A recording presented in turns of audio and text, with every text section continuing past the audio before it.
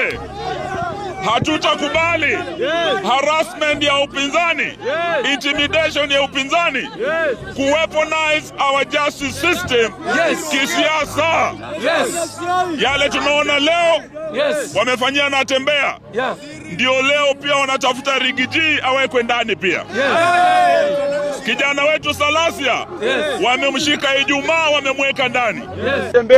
Tutaamua kama ni kukufa kupona, lazima tu protect governor. Na Alan Chesang, utajua mahali penye utakuwa una land. Ukianza hii mchezo yenye unaanza na kudili na sisi, ukiguza Natembeya umeguza Muluya, ukiguza Natembeya umeguza mtu wa Trans Nzoia. Sasa maneno yako I want to say here categorically, if you're going to arrest Rigathi Gachagua because he said he reminded Kenyans about the post-election violence, then you'll arrest everybody, including me, because I want to say now here that if you rig elections, I'm saying as clever as Malala, if you rig elections, Koech and Osotsi, if you rig elections... Against which party? DCP? Just a moment. If you rig elections, 2007 post-election violence will look like a Christmas tree. Not a Christmas, a Christmas party. And therefore, and I want to say, if that, no, it's a fair statement. No, Koech, reminding us about the history,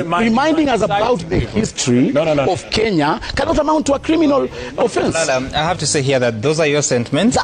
Exactly, and I want to repeat it. So, and even ask Kenyans, to retreat if that is the offense. If that is the offense of Rigathi Gachagua. No. Unajua kuna watu wanatutisha, wanafikiria they are now above the law. Wanafikiria hawatashikwa, wanafikiria hawatafungwa. I am going to tell you, under our watch, this country is not going to condone anybody who wants to ban this nation. We are going to do everything under the sun to make sure that for this period we serve this. Now, Senator Malala, why is Rigathi Gachagua wanted? We've just seen in both social media, print media, and broadcast media that my party leader, Rigathi Gachagua, is wanted. Last night, you saw a number of police officers surrounding his two residences, the famous Wamunyoro residence and his current residence. And we have heard that there are speculations that he wants to be arrested because of the statements he made during the Obina show that Kenya, if elections will be rigged, then 2007 will be like Christmas Day. I want to say that my party leader, Honorable Rigathi Gachagua, as a Kenyan, he operates in the limits of the Constitution. Article 33 is very clear, the freedom and the rights to expression, and he has a right to receive, to seek, and even to impart information.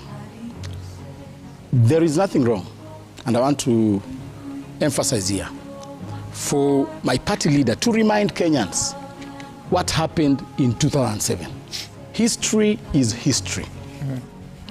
That is why in our current syllabus, we still teach about the war between the Jews and the Holocaust in World War II. That is why every year the Rwanda government commemorates the genocide. There is nothing wrong for anybody in Kenya to remind people what happened in Kiambaa. And therefore, let us not hide from our past. Our history cannot be amended. We must continue reminding Kenyans what happens if an election is rigged. The 2007-2008 post-election violence did not just happen from the blues. The 2007-2008 post-election violence happened or was caused out of rigging of elections. What my party leader is saying is that we have had members of the ruling party confessing in broad daylight that they are going to steal elections. You saw Honorable Oscar Sudi. You saw Honorable Cherargei. Up to now, they have not been arrested. And you know, that amounts to subversion of the will of the people. Are those sentiments that you take seriously? They are not in IEBC, are they? No, Rigathi Gachagua is not in IEBC. Is he? No. I'm saying the sentiments by Oscar Sudi and Cherargei, do you take them seriously? You know, those are agents of the president. They emanate from the community of the president. They are at the center of the executing team of the president. When Cherargei speaks, that is William Ruto speaking. When Oscar Sudi speaks... I mean, how do you assign that? He's the senator of Nandi. No, but you know, we exist within a perimeter wall of reality in politics, whereby you know what I'm saying, Sam, that Sudi has been posed as the horn speaker of the president. Cherargei is there. When he says something, you've heard Honorable Koech saying, I am authoritatively saying that Rigathi Gachagua is going to be arrested. Senator Malala. And therefore, what we are saying is that history is history.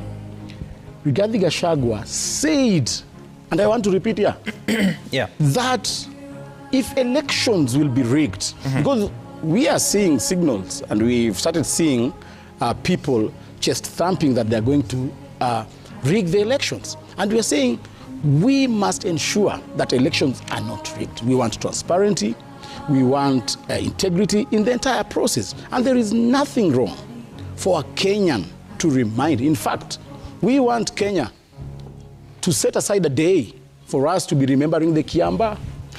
Let me ask you this question. Do you find the former deputy president's sentiments responsible? He says the mood in the country is that if IEBC tries to mess with the election, there will be no country here.